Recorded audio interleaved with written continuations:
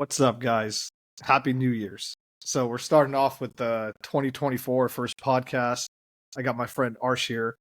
And today we'll talk a little bit about Jeffrey Epstein, the economy, and then, maybe a couple of business ideas that we have that you might be interested in, because I don't think me or Arsh have the time to pursue them. But we're trying to see what we can do with this podcast. So if you stay tuned and you listen to the whole thing, that's what we're highlighting. So to start off, a little bit about Arsh. He was one of my first followers. He started following me like 3 years ago. And We're ever at 400. since, oh, I was A at little less 400. than 400. Yeah. Yeah. So ever since then, we just been cool. We met up in person, in Austin, got some beers. And dude, he's just been a great guy. And we've just been having these masterminds, like literally, if not every month, every other month. I'll just be like, hey, what are you doing? And he'll hit me up, be like, hey, what are you doing? And our 10, 20-minute phone calls turn into like 2 hours. So we're like, hey, I was like, hey, how about you jump on this podcast with me and then let's see what we can do together. So here we are. So you want to tell them a little bit about yourself, Arsh, and what you do, and kind of give them the 101 of you. Yeah. Started off in sales. I was 17 right out of high school, selling shoes in a mall. Slowly got involved into home improvement sales. Got introduced to the industry. Fell in love with the real estate. I knew a couple guys that were buying stuff from me that were flipping homes. Right when COVID hit, I was living in California. I was just tired of everything that was going on around here. I just packed up, moved to Texas, and I started flipping full time. I've been flipping homes now for 3 years. Yeah, dude. And then congratulations. I know you just finished yours actually today, right? That's a celebratory congrats Yeah, right there, right? You've been working on biggest that one, one. man. Yep, Yeah, yep. It sold at, we bought it at 1.7, sold it at 2.3. Biggest nice. flip so far. Nice. It's only gonna get bigger from Thank here, you. man. Hell yeah. So yeah, dude, I guess let's start off with the Epstein thing. Where do you want to start with this thing, bro? This thing is kind of, I mean, it's Fucking nothing walk. new that came out. Like it was, well, yeah, I mean, especially the Stephen Hawkins things with the midgets. That shit was kind of funny, but majority of the people that we thought were going to be on the list were on the list, right? So it's nothing yet that's been like, oh my God, that guy or that girl. But Yeah. the whole world is talking about it. And the sad part is I don't think anything's going to come of this. No, and I really don't know how much of it to believe to begin with, right? One person I was shocked to not see on there was Trump. I mean, I don't know why. I don't know why does everybody want him to be like this bad guy? That's like, oh, he No, no, has no. to I don't want be, him to be a bad guy, but think about it this way: the level of influence that guy had, the amount of money he had, it would kind of make sense for him to be on there. I don't know, man. I feel like a lot of the guys. All right, this is gonna get me in trouble a little bit, but like, I feel like a lot of the guys that are on that list are a little bit like they're losers. Like, oh yeah, look, they got money, they got all that, but at the end of the day, you need a little bit of what do the young kids say now? You need that Riz. You know what I mean? And I feel like Like you all and I those, would say the swagger, right? yeah, the swag, whatever, right? This is a multi-generational show. Hmm. But I felt like they didn't like. I mean, think about somebody like Bill Gates. Do you really think he has the confidence to go, up to a supermodel and talk to them? And then also, I guess the other layer of this is you want to keep it discreet. But I felt like Trump.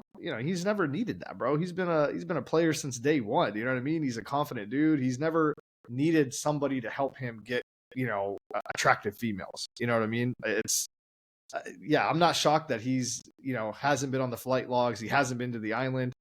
And really, the whole thing to me is crazy because it's like, what do you say now about those conspiracy theories?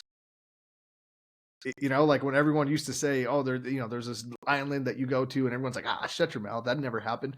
Where are those people now? Do you think this Alex is going to... Jones became this much more credible. No, but I mean, like, do you think now, like, they're still going to, try to hold that word conspiracy theory to the same standard? Or like, does this change anything? I mean, I know no one's going to get prosecuted or anything. I don't think anyone is, but at least for us, like our public opinion, are we going to start realizing like what's really going on? Or is this just still going to be like, kind of like, remember the Panama Papers when they came out? And everyone thought there was and for the people that don't know about the Panama Papers, it's like all the world leaders and how they hide their money, and everyone's like, oh my God. No one's talking about it anymore. It's public knowledge. Money's been funneled, taxes have been evaded, and it's just kind of like, I don't know.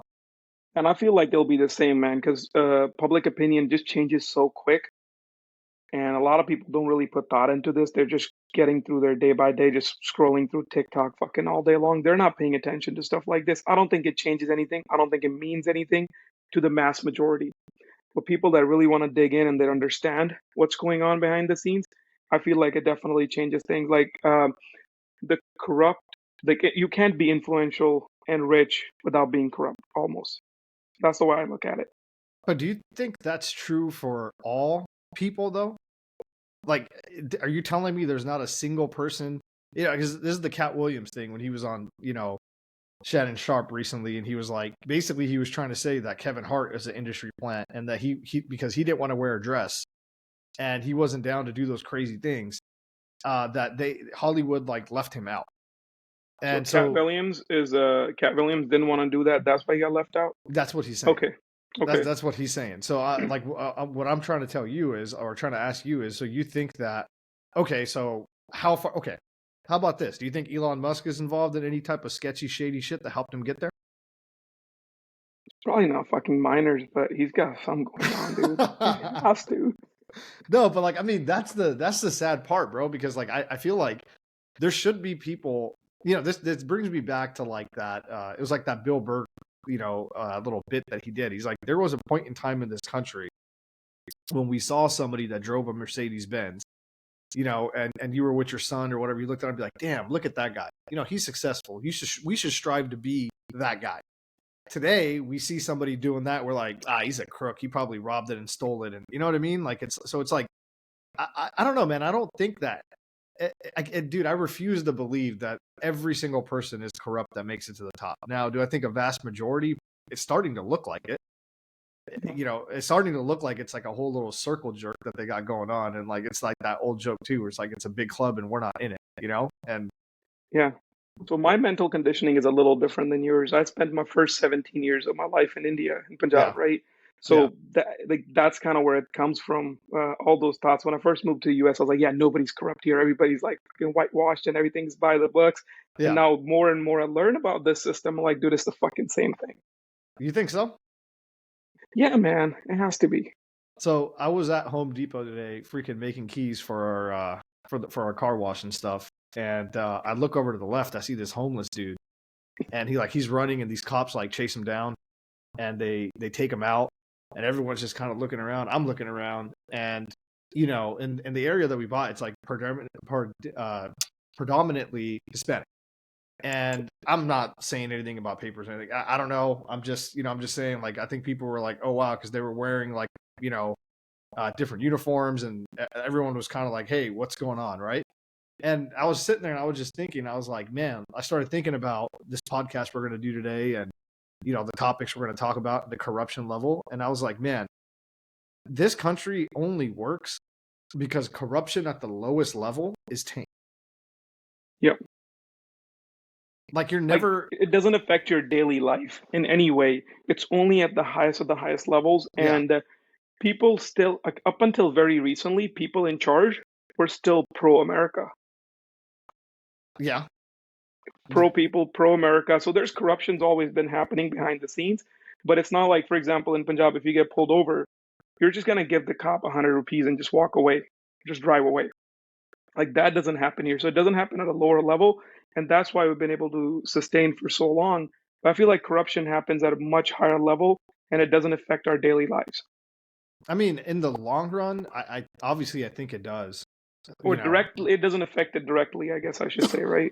Yeah, on the day to day, it's like, like for example, this money that we're sending to Ukraine, Yeah. it's not gonna prevent me and you from waking up in the morning and not being able to put gas in our car to go to work. Yeah. But over the course of time, it is gonna affect the quality of our roads. It is gonna affect the quality It'll make of our that lives. gas more expensive. It'll make that gas more expensive. So it's like those things do, like, that's the one time trickle down economics actually plays a factor. And Yeah, man. to bring it back to the Epstein thing, it's like, one of the things that still blows my mind about the whole thing is like, where's the money? Like where, like I know they got the cash, but like still to this day, with all these investigations, with Ghislaine Maxwell locked up, they still cannot figure out where did this dude get, like, what was it, like $600 million? Where did it come from and where did it go? Dude, I don't, and it's like, there was like the Victoria's Secret former founder gave him money, and they were like, hey, it's blackmail. And, you look at people that say he's part of like I don't even know how to say, the Mujahideen or whatever, like the CIA of, I think it's like Israel Mossad. CIA. Mossad. Yeah, Is it Mossad or Mujahideen or Mossad. Mossad? No, it's Mossad, the Israel's CIA. That's Israel CIA, right? So they're Yeah, saying that his Ghislaine's dad was involved in that, and it got over. I mean, look, it makes sense. You pay this guy. Look, our government has never been shy to figure out a way to come up with money. Like, a lot of people forget, but like, during the Reagan administration, like, there's no doubt in my mind we were selling drugs. hundred There was percent. no, to get money to send to go fight against Iran and do that back in the day, Yep. And dude, we've been doing like, okay, like Midnight Climax, when the CIA would drug, John Does and pay hookers and just evaluate to see there's no line that we're not willing to cross. So Yep. it's not out of the possibility for conspiracy theory to say, you could say Mossad, or you could say even our CIA funneled some cash into this guy and say, hey, our hands are going to be clean. Let this guy go live his life. Let's get these most powerful people in very incriminating situations. And then when we need to tap them to do what we need them to do, they're going to do what they do. And I think that's why this thing has been roadblocked so much. It's not that they're trying to protect their friends. The government, the letter agencies are also trying to protect themselves. Because it's like it's like a piece of cloth that just keeps pulling. It's like eventually the emperor is going to have no clothes. So they rather cut this and like drop the list. I think they dropped the list in the hopes that this will just finally make it all go away. And because then what would be the point of this right now? Because I felt like, do you think it was the pressure from people that were just constantly asking for it, or like what made them say, okay, screw it? Because I just think, I mean, again, how many people are really asking for it? Right? It's a minority, it's a vocal minority that are asking for it. I feel like they just needed something. They needed to feed something to the people that we could be talking about this right now. That's all it is. It was the war in Ukraine, then there was a war in Israel. Now it's this. It's always going to be fucking something, and it's not going to change anything. It's not going to mean anything. Do you think that because what I would look for is like, where's the psych out, right? Like, it's like, hey, here's this, and then the left hand is doing something, and so the left hand was Exactly. The left hand to me was the fact that old Obama member, a part of his whole the rich lady that's a part of the Biden administration right now. She just got appointed the head of reconstruction for Ukraine, and that just kind of went right under the radar when all this news dropped, and it just made me think, reconstruction. What, don't you do that when the war is over? Don't you do that when like peace has been made and all? What are we doing? Why are we setting this up right now if we're actively still sending bombs over and Russia is still bombing and attacking Ukraine? What are we rebuilding? Here's where my mind goes. We need reconstruction in America. If American dollars need to be spent on something, reconstructing something, it needs to be America. And so, but here's the thing: is you release this list, this becomes the news of the town. That's and then all you it go is. underneath and you go underneath and you hide this fact that we're going to reconstruct Ukraine. I don't remember that. I don't remember us ever voting on it. Did you get a ballot? I don't, you know what I mean? It's like, and that's like typical, dirty politics 101 is like, 100%. because we're sitting here talking about the Epstein thing, like and it's like, what do we like? Look, I feel really bad for those girls that were like tricked, that were drugged, that were taken advantage of. That shit's fucking horrible, and those girls are never going to get any type of justice. They're not, yet alone anybody facing any jail time. And so it's like, all this is for what now? Like, is there going to be any law in place that says if you're a politician? No, they're not going to. I don't see them doing anything about anything. So it's like, and the reality is what can be done. And what could be proven? Like, yeah, let's say you take Bill Gates, right? For example, yeah, Bill Gates goes to court. Like, yeah, I was on that island. We went there to make a business deal. Who's gonna stand up and say no? This guy did this and this. Like, it's just nothing's gonna come out of this. This reminds me. I think we should wrap this up and move into the economy stuff. But Yeah. I saw something really funny. I saw a car parked and then had like the rear view, the air freshener thing that hangs off. Yeah. It had Yeah. Epstein's photo on it, and it said this air freshener did not hang itself. That's hilarious, bro. The merch that comes out of this shit is like classic, bro. It's I don't know, wild. man. I feel like over the next week or the next month, like I feel like they're gonna keep trickling little things out throughout the year until this thing is like beat to death. I don't think this is gonna be like a one and done and then that's it. Like No, I feel something else like, would come up. Yeah. but about this too, because they realize like, oh, this is getting attention. Yeah. So they're like, anytime they need a distraction, they're gonna just like, oh, here's some more stuff about. Oh, did you forget about this guy on the Epstein? And then and then boom, before you know it, there's something else that slipped underneath. They'll do like a piece on each guy, and then they could drag it on for as long as they want to. And the thing is, this is perfect theater. Yeah. It's perfect theater because it has really no.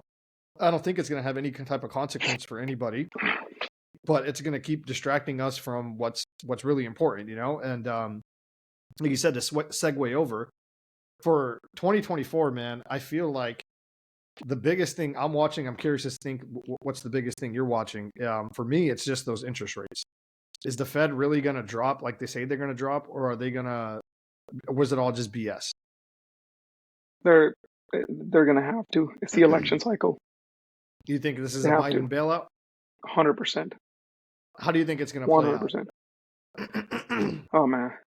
I think Q1, Q2, Q3 just start off minor, get aggressive towards the end, and right around October, you'll probably see just pause, and then things will just be doing good.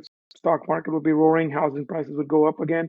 So that's, I mean, again, keep in mind, my immediate network is mostly flippers, right? So we're all just like looking at the news. That's what we're reading in between the lines, that they're just going to drop, market's going to soar. After the election, we don't know what's going to happen. But up until the election, I think and also I genuinely feel like and this is just strictly housing market, single family homes, given the supply and demand stuff we have, I think we've seen the bottom. You think this is it? You think like now is the time to buy? 100%. Do Buy you now, think refi later. mainly But you'll because qualify, but most people are qualifying for such small amounts now that you're not really buying the house of your dreams, but you're buying something.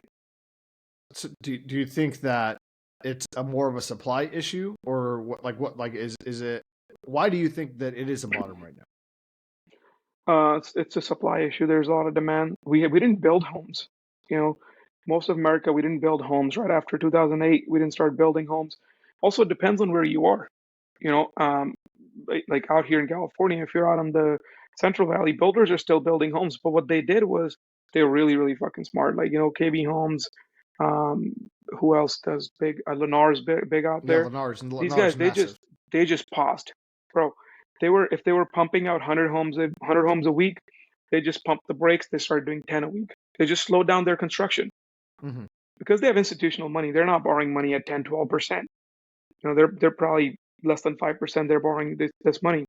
So they basically pause the construction. So they're controlling the supply. So there never was oversupply.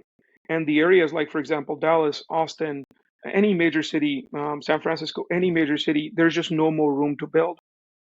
People still want to live here. So do you think that this is more? So if somebody was to ask you like, hey, I live in a metropolitan area, you would say freaking buy now. If you were to tell somebody, hey, I live more like in a suburban area where there's a lot of room still to develop, you're saying still wait, or would you still say screw it, buy it? I'll still buy it. Yeah. Still buy it because the moment the rate, I was looking at the stat, like every quarter percent that the rate drops, 900,000 people enter the market to buy a house. They're more qualified for every quarter point that does. That's And insane, dude. That's that is, insane. dude, it's basically almost a million people, almost a million homes. You could chalk it up to 1 million. Do you Yeah, get chunk? Yeah, because it yeah. does. Okay, now here's another question. Do, Obviously, if somebody is buying, someone is selling. So, do you think that there's going to be a press to sell as people see rates coming down because they're like, hey, this is also my opportunity to level up or go out? Or because that's my biggest thing is like, I'm like, if I got a home that's decent and I'm locked in at 3.25%, even if you cut rates, like it's hard for me to give that up or give up 3% to go to 6% still. Like what? That's Like you? that's the majority of this. That's where majority of the supply chain comes in, right? We talked about the builders beforehand, but that's only happening on the outskirts. That's only Okay. happening in the suburbs. That's only happening out where there is land.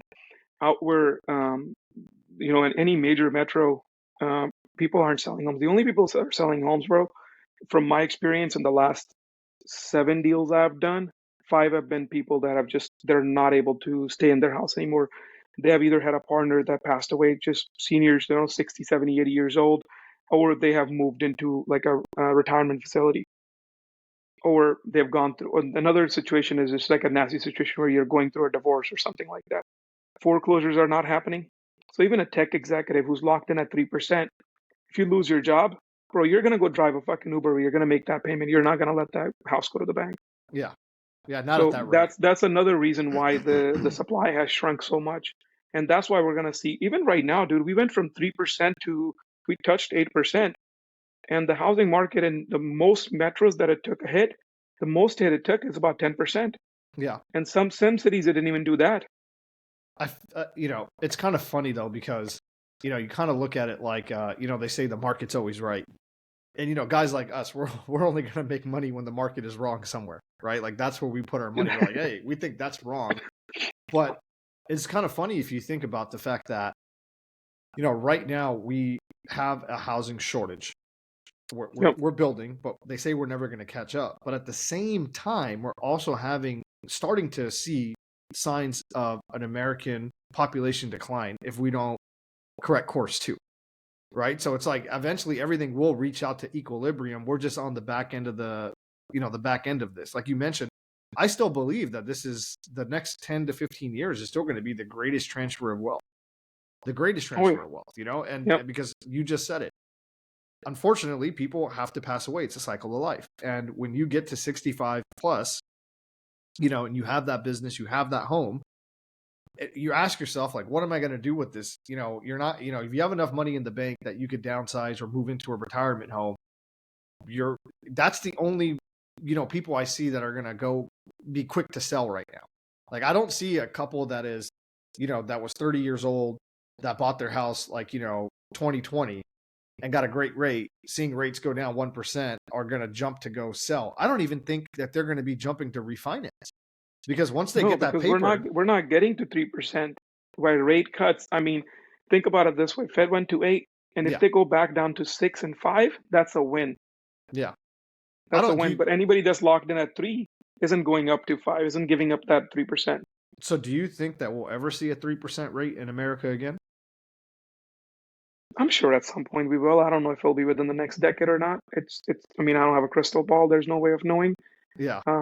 But possibly.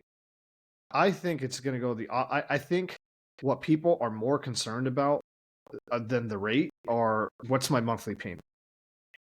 And I Hmm. think before the end of this decade, my bold prediction is you're probably going to see a 40 and 50-year mortgage. Yeah. Because if you see that the payment line, obviously 50 years at 5%, you're paying a shit ton of interest, right? Yeah. But your payment is going to be very close to the equivalent of you having a 3% at 30. 30% of your monthly income, But I think as long as that's it's 30% of your monthly income. but I think that's because I'm like, what's gonna be the incentive to get people to move? And this is so funny, bro. It goes back to government creates a problem, low interest rate for a decade, and now government is going to be the one that fixes it because it's going to have to be Fannie and Freddie that step up and say, hey, we'll go ahead and put these 40 and 50 years on that you guys can package. Yep. That's the only way I see people moving off their 3% loans and saying, well, we'll get a nicer house, something a little bit bigger. The payment stays the same. And I don't know. I don't know how I feel about that because some people are going to say, oh, you're a slave for your whole life. And other people are going to say, well, screw it, man. I got a house. I can afford it. There's no Yep. guarantee in life, anyways, right? I don't. What's You're your going to be take on paying a? anyways, regardless, right? You're going to pay rent or you're going to pay the mortgage. I mean, it's what's that saying, dude? You'll own nothing and you'll be happier. Oh, you own nothing, you'll be happy. Yeah, the Yeah, freaking World Economic Forum, push that they're making. yeah. I think that's where we're headed. There Um, was a oh, that, there was a push for a law in Congress to get these private equity firms to divest from single family homes. If it passes and it makes it to Senate and President, long stretch, because they line their pockets. The bill says that they have to offload 10% of their portfolio every year, and it's going to be a decade to offload. Do do you you know what think that that? number is right now? How many? What's the percentage of the single family homes that are owned by those guys? I wish I had that stat. I wish I had that stat. I, I know what you're thinking. Like, it's probably not big enough to make a major impact, and I don't think it is either yet. And it's also not in the cities where it makes a difference. I think they only own homes where it cash flows. And you understand cash flow better Yeah, than I do. They're not gonna buy a $2 million home and rent it out for $12,000 a month, right? no. They're gonna buy something for $100,000, put a tenant in it for 1,000 to $1,200, and those are the markets they're in. So it's also I want to know what the percentage of the homes owned is, and where do they own those homes? That would be an interesting point that we should definitely document so we can talk about for the Let's next time we. I'll put it on the notes and we'll talk about it Yeah, next time. because I know I'm seriously I'm curious to see out of all these Yeah, equity firms how many of them actually, because if it's like the way I look at it is like, how are they any different than a REIT? The tax yeah. structure, yes, I get it. You have to pay out 90% of your proceeds. You can't hold, what, I get that, but I'm saying, are we going to head, because does this open up the door for now government to dictate what, a company can invest in and can't invest in going forward? Yep. I don't know. What do you think that number is? I'm gonna put it in here and then we're gonna look it up. I think that it's definitely over a million homes. I definitely think it's over a million homes, but I don't think it's higher than five. No higher than 5% No, for between. No, we're just talking about number of properties. number of properties. Okay, if I had to put a solid number on it, I'll meet you in the middle. I say they own 2.5 million homes total between BlackRock and All the all the other asset people that are out there, those private equity guys that have to report to the SEC, that all that. I'm sure if we do a quick Google search, we could probably find it, but we'll well, save it for next time.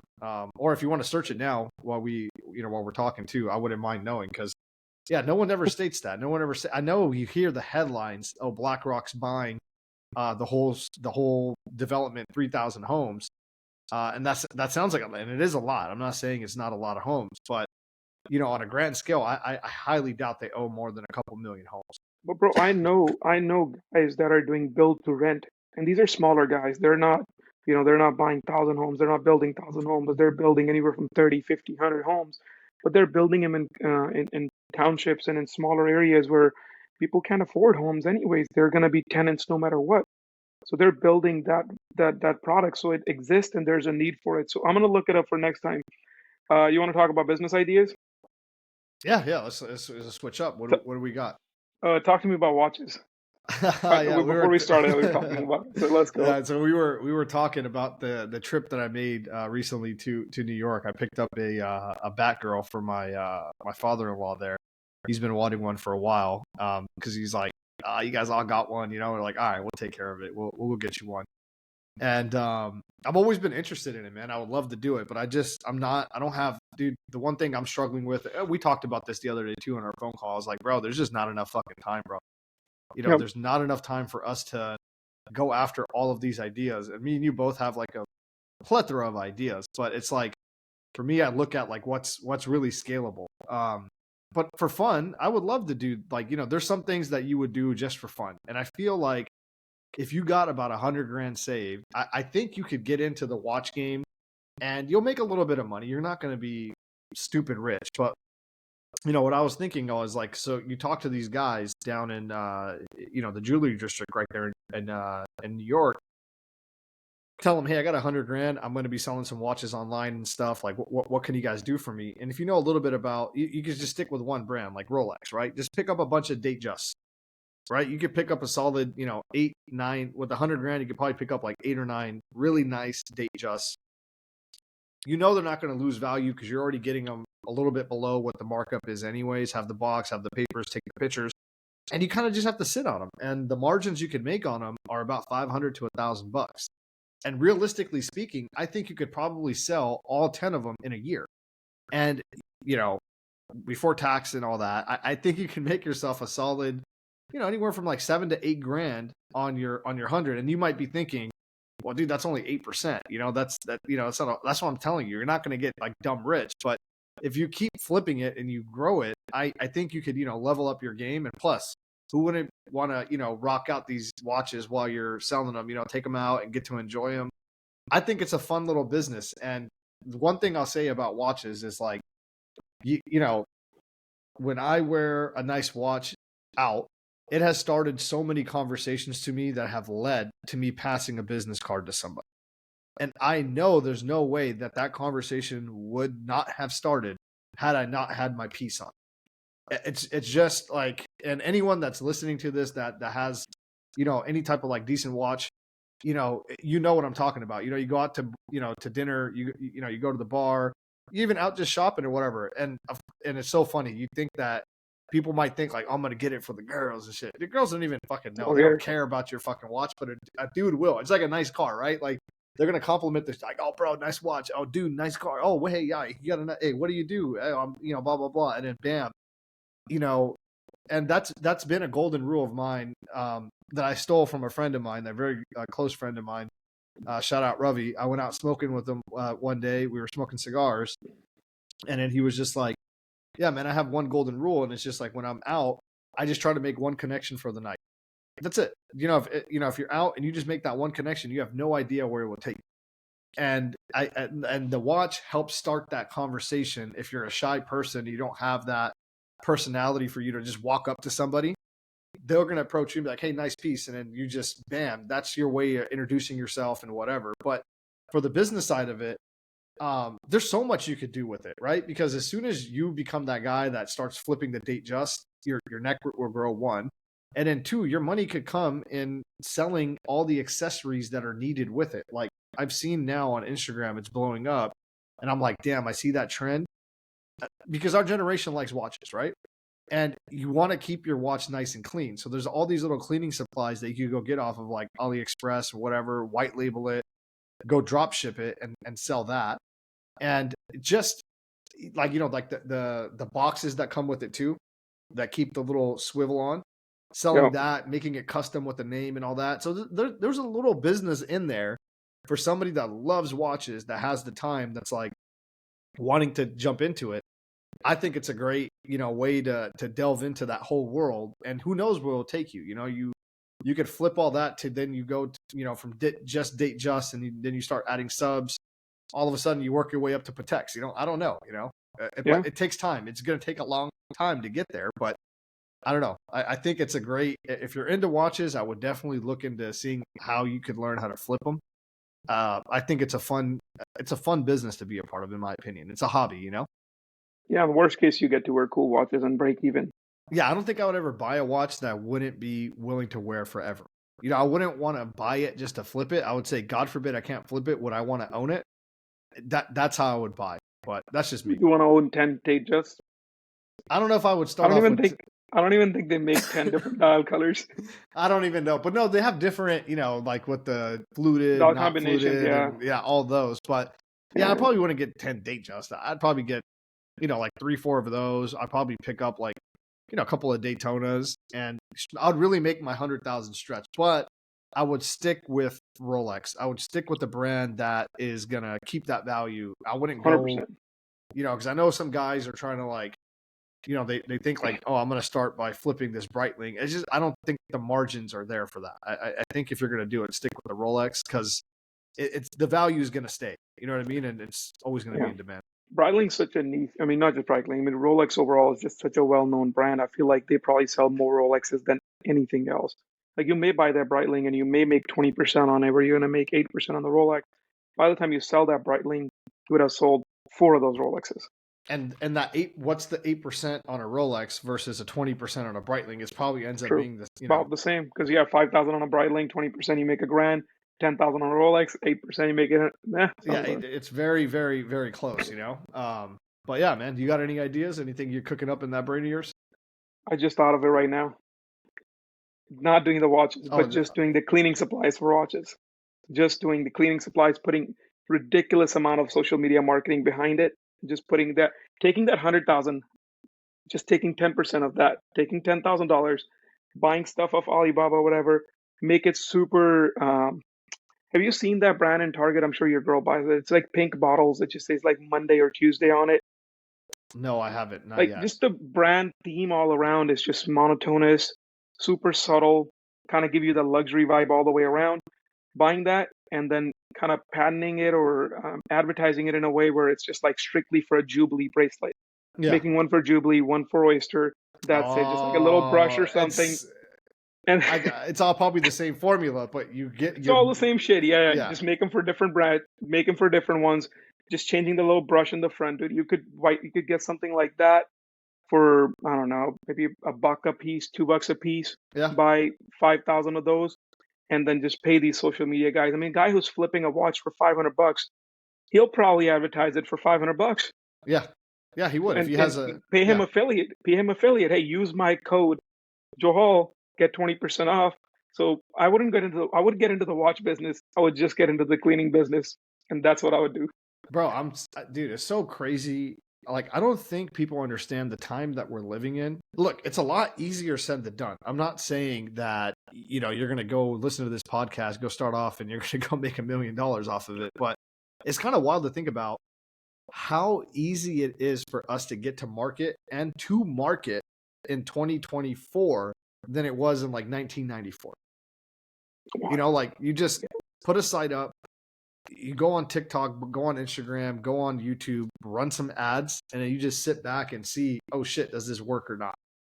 Oh, And once again, it's like it just comes down to the time, right? Because it's like, do you have enough time to put in and energy to put into making sure those that website is like fucking immaculate, right? That landing page, and yeah. you're gonna outsource your advertising, you're gonna ship it to some dude in Turkey or something, and like he's a really up and coming photographer. Are you going to really put the energy into making sure that the quality of the pictures and the content you're going to post is amazing? Then do you have the balls to actually spend on the ads and spend 10, 20, 30,000 while it goes? Like that today, 100 grand today will go a long way for an idea like that. In 1994, 30 years ago, you would have had to probably spend $1 million to take that same chance, because you would have had to go to you would have had to go to like ABC or NBC, use their affiliates. Like internet wasn't what it is today for ads, right? Like Yeah, there man. was no YouTube, there was no way to get out there. And Even sourcing the product, you would have to fly. Like for example, if you're buying it from China, you would have to fly out to China to go buy it. Right now, within 3 minutes, I could connect with 40 different factories that are willing to package it up for me and all, and then just basically maybe even, and I could go get a 3PL company that the Chinese guy is going to send it to, and then these guys will just ship it for me. They'll make my label, they'll ship it for me. I have to do nothing. yeah, you just got to It's run. amazing. It's a crazy, and like that's why I love, man, because like I always see these brands pop up, or I see these products and I'm like, oh, I want to go do it. But then like, it's like me and you know how much time it's going to take to get that thing off the ground. Like you're talking about a solid 3 months of your life, and you're taking that shot and you have no idea if it's going to work or not. And that's 100 grand down the drain. And, Dude, I feel like with all the hype on the watches, I feel like the cleaning thing would work. I mean, I had my wife's cousin sent me a DM. That's how I found out about it, because I started seeing it. He's like, "Hey, bro, what do you think of this?" And I was like, "Bro, I haven't tried it." And he's sitting in Dilly and he's getting these ads. Oh, like So a cleaning solution or something? yeah, dude. And Okay. yeah, it's wild to think there's a lot of these little brands that are being built right now, and it makes me think like, man, am I wasting my time going? Because I'm going the old school way to like do it, bro. Like I've tried, these e-commerce stuff and all that. And I'm like, what's working for me is brick and mortar. Remember we talked, I was like, hey, look, I love the Yeah, car wash idea, bro. Like, I think I could scale this thing. It's a hard scale, but it's such a protected moat that I know some Yahoo's not going to, you're going to need $4 or $5 million to come compete. cool. And I'm like, I want to play in that sandbox versus playing in the sandbox of like, hey, I have an e-commerce idea. Because, bro, it's going to probably take you about 20 to 30 of these ideas and making these websites and doing this before you get that one hit. But that one hit, it could change your life. It really can. 100%. Even the home runs, right? Not the home runs, but the singles and the doubles. You could easily exit out of those. There's marketplaces for that, and there's all kinds of stuff. I'm in your same thing, dude. I could run my entire business without even getting online, without even using the internet. Yeah. The homes that we're buying is coming through either a wholesaler or a realtor. It just comes to my cell phone directly. And then I just go see the property, whatever. I could do this all offline, but I do feel like that sometimes, that just the human tendency to feel FOMO, like, dude, should I be doing something online? I mean, I debate this all the time, like it just,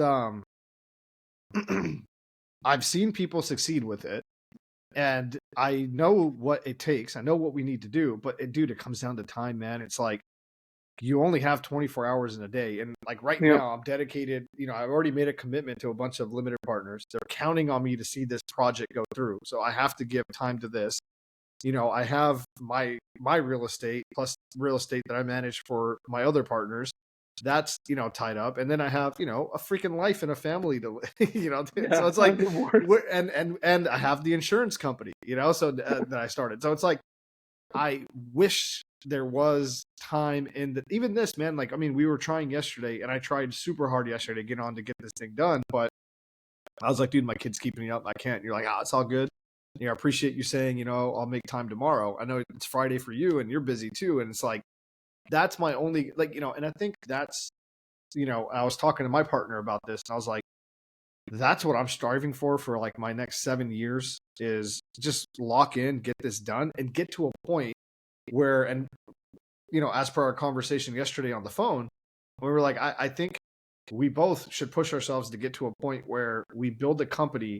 We're not worried about the employees. We're just worried about the managers, right? Because they'll be managing the employees. And then Yeah, it's like, okay, you got your chips coming in, and then we could go, and who knows what's going to be, metaverse, who the fuck knows what it's going to be by then. But at least then we'll being able to buy our time back. Because right now, all of our time is devoted to building this thing up. And I feel like if we don't focus on, one or two things, like I think max is what you could do. At least I can. I don't have the capacity past that because it's like the brain power it takes, at the end of the day, you're just like, you're going to drive yourself crazy or you're going to have to give up a social life. yeah. Like, And it's also when we were talking about, like, for example, you're talking about car wash, right? You're talking about a $5 million business. When we're talking about homes, we're talking about six-digit profits and a minimum six-digit profits yeah, and more, right? So when you go think about when you're putting your brain behind like this watch cleaning thing, you're gonna probably sell it for $10, right? It yep. just doesn't make sense. But if one of your followers want to go ahead and do it, I'll be willing to throw some money in there and then make it happen. And that's exactly where I'm at too, dude. I'm like, I got cash. It's not like it's the time. So it's like, if, Yeah, hey, I'm down, dude. All these ideas that we're going to pitch throughout the year, whenever we do these podcasts together, um, if we throw an idea out and someone's crazy enough to be like, yo, I'll go spearhead it. I'd be like, let's talk, put a business plan together. Let's do it. Because and this is why I like you a lot. And that we vibe right away is we're both not greedy guys. yeah, We're like, give us whatever and go do it. Like, we legitimately want to see everybody win, and that's also very hard and rare to find nowadays because everybody wants to see you do good, just not better than them, and it's like, I hate that. I hate that mentality, bro, because it's like, there's enough in this world for us to all be able to be happy. And I feel like once your basic needs are met, everything else is just extra, right? And yeah. I hate to but break it to them, and there's always somebody doing better than you. I don't know if you caught always, that podcast with Elon Musk and Joe Rogan when Joe Rogan was like, "You're the richest man in the world." He's like, "I don't think I am. nah. I think there's a guy in the Middle East that their net worth is just not public. They're there." I also like to believe that they're basically two mindsets. People operate with two different mindsets. Number one, they go, there's a little bit of money in the world and I want all of it. And the second mindset is there's a lot of money in the world. I just want a little bit of it. I'm in the second camp where I don't even know how much money there is in the world. Nobody knows. I just want a tiny piece, bro. Yeah. Because even the And if your M2, piece is bigger than mine, I don't give a shit. That's yeah. fine. Good for you. Yeah, because even like if you look at the M2 money supply, you might say like, "Oh, there's this many dollars in the world." It's like that's not how it works. You know, Yeah, but like pre-COVID, the 3 or 4 trillion that we printed didn't exist, yeah, and now it does, and and that's the it's thing never gonna is stop. it's never, dude. It's crazy because it's like one of my favorite Nas lines. It's on his newer album that Kanye produced and shit. It was funny because he's like, they ain't stopped printing millions since I made mine. I was like, damn. Deep, That just hit me hard. I was like, damn, 100%. dude, like just because you have something successful and you're doing well, it doesn't mean that the next guy is not going to also be able to come up and do well. And it's like, so I'm all about whenever you can put someone on, help them do it. It's 100%. not going to hurt you. It's not going to, if anything, it's going to benefit you. But people don't realize that. Okay, why is it going to benefit you? Check this out, bro. You were super nice to me. You were cool. And I had questions about real estate, vice versa. We're working together now. Right. Yep. And it's like, if I was a dick to you or you were a dick to me, we wouldn't be in this position, trying to help each other out and grow. And I think that's like the missing link is, to be fair, I also feel a lot of people probably got screwed over by other people and they're kind of like bitter towards it. And I get it. Once that trust is broken, it's hard to rebuild. But I think like you kind of got to get over that at a certain point. You got to realize some people are just assholes in life, but not everybody is. I feel like most people are nice people. I think so too. There are some assholes, no doubt about it. Yeah. There's some really, really bad human beings out there. Yeah. But majority of humankind are nice people. I mean, you kind of got to be to get along, though. I mean, like at the end of the day, no matter how much money you got or whatever, dude, you're always going to need other people in your life, Yep. for monetary reasons or non-monetary. Just what about love? What about like actual genuine friendship? If everything is only about the dollar for you, that's going to be a pretty sad freaking life, I feel like we're all racing towards something, and those guys are racing towards nothing but just those dollars. And there will come a point in life when they would feel like they've had enough dollars and they wouldn't have anything else around them, and it's just sad. It's a sad life. Yeah, I mean, we've all heard it, especially growing up in the being Punjabi and stuff. Like we've all heard a family member and stuff that's got screwed over by people, and the people that do the screwing, they might be well off, but like I don't see any of them that are like happy at the end. It's like karma, whatever you want to call it. It always catches you. I have a different analogy for that, man. People getting screwed over, and then you do syndication, so you get just people pulling their resources. And I feel like within our community, mm-hmm. For an average millionaire, if they're making 10% on their money, they're happy with it. They're happy with the return. With our people, they got $50,000 to invest, you go up to them, be like, I get you 10%. They're really not sold on it. They're not thrilled to invest with you. But if you go, hey, I'm gonna double your money in 3 months, 6 months, and I feel like they just get really incentivized in a wrong way. And then the guy doing it may want to do it with the right intention, but we know those returns aren't realistic. But just because your seed capital is so small to begin with, that 10-20% doesn't sound enticing. It just doesn't excite anybody. But when you go, I'm gonna double your money, like, oh yeah, I'm gonna invest with this guy. So I feel like that's why a lot of our people that within my immediate circle, within my family, that have gotten screwed over, because of their own negligence and not doing due diligence, or maybe it was because they didn't have enough exposure to do the due diligence. So they got caught up in the let me get doubled up in 3 months hype. Yeah. Yeah. I mean, it's too good to be true to begin with, man. Yeah, public service announcement, guys. Anyone's promising, first off, you can't promise anything. You could have projections. That's first and foremost. There's no guarantees in any business. I don't care, what it is. Second off, I think a 10% is a very respectable, doable return. Some of those returns get tricky because they say IRR and shit, right? Because then, and a lot of people that don't know, the IRR is like the internal rate of return. So what these guys are doing is they're adding the depreciation and they're adding the appreciation. You know what I mean? On top of the payouts to make it look like, you're earning 20%. It's not really like a actual how much money am I getting cash back in my hands type of return. What me and Arsh are talking about is, 10, you put 50 grand down, you can make 5 grand in cash.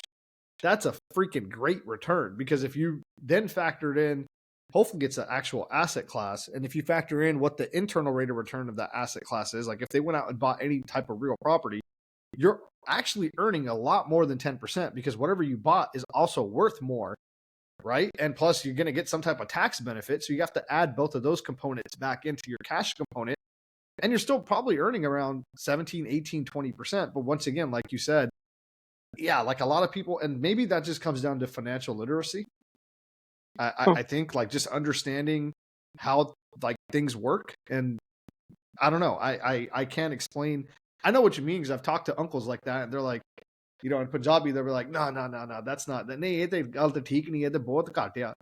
doesn't That's sound it. right. That's a little bit low. Yeah. And I'm like, low? I'm like, dude, that's a that's a lot It's of a money. phenomenal return. But think Yeah. about it this way. For somebody who's investing $1 million, making 100 grand a year, Yeah. decent return.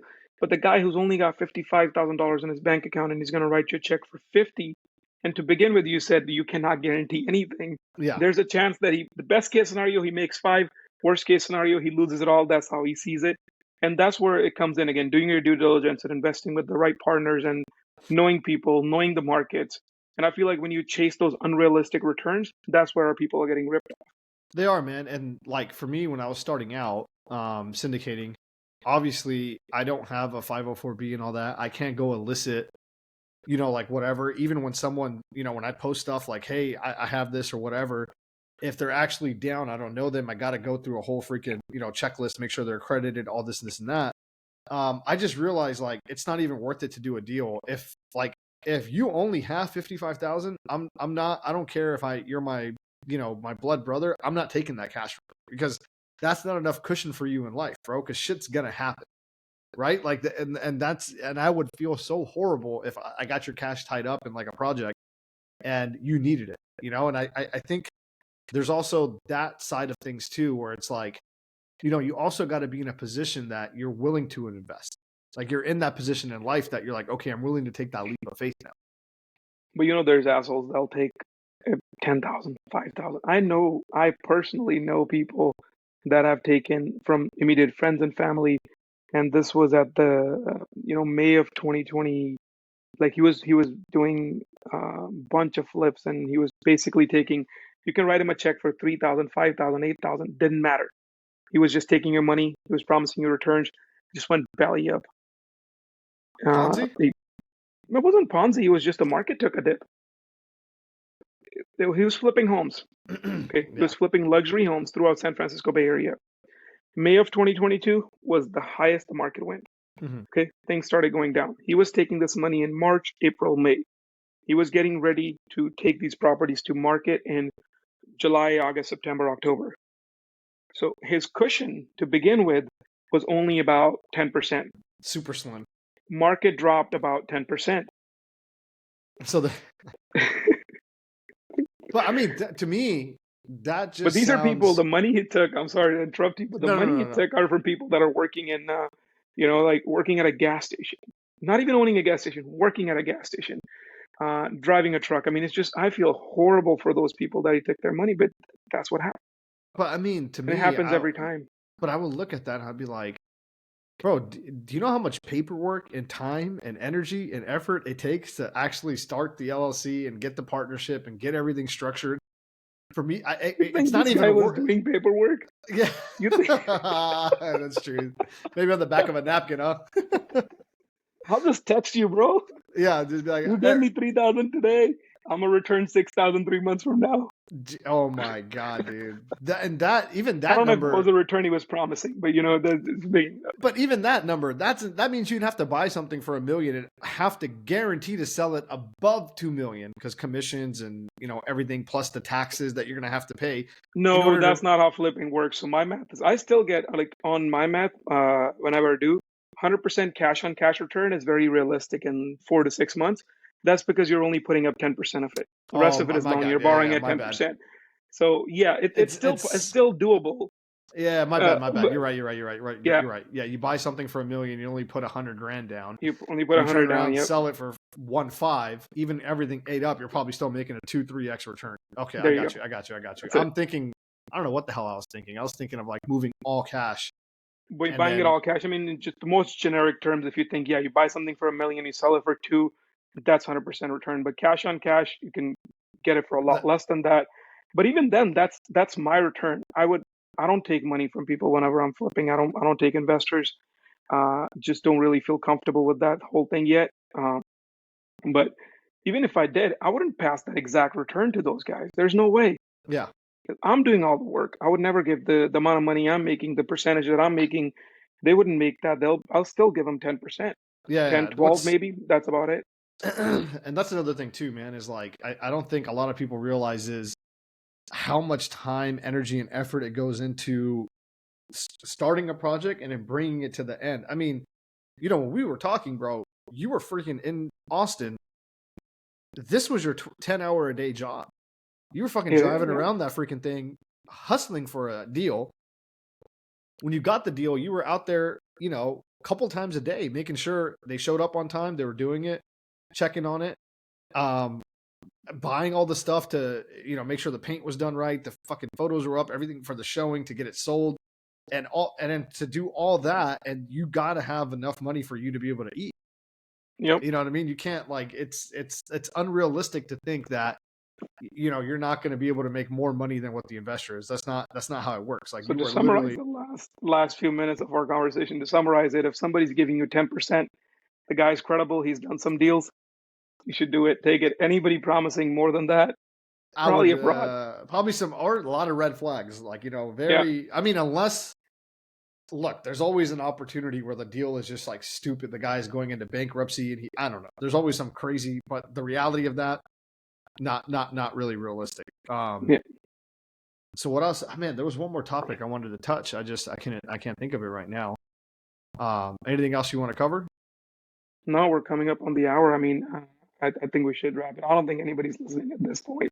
Yeah, this is us talking right now. Let's see how Yeah. let's think how this goes. Hey, guys, we will love your guys' feedback. If you guys think, this was something you benefited from, you learned, you enjoyed, you got to let us know in the comments, man. Please, we appreciate it.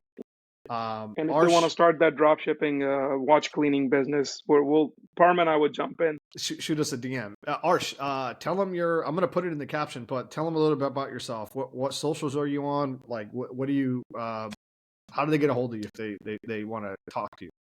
Yeah, just on IG. It'll be in the caption. It's chillin' like Dylan. And I need to get more active on social media. I may even get a new username. We'll see. Nah, I mean, Handle, whatever kids call it. whatever yeah. No, it's lit, man. I think it was fun. I had a great time shooting it. Listen, Likewise. let's try to link up sometime next week, man. See if we could get this thing going consistently. Well, we'll make it happen, and then we'll talk about I'll do my research on the private equity firms and all that other stuff. We'll talk about that next week, and we'll think of more business ideas. Gotcha. All right, brother. Have a good night, man. Take care. You too, man. All right.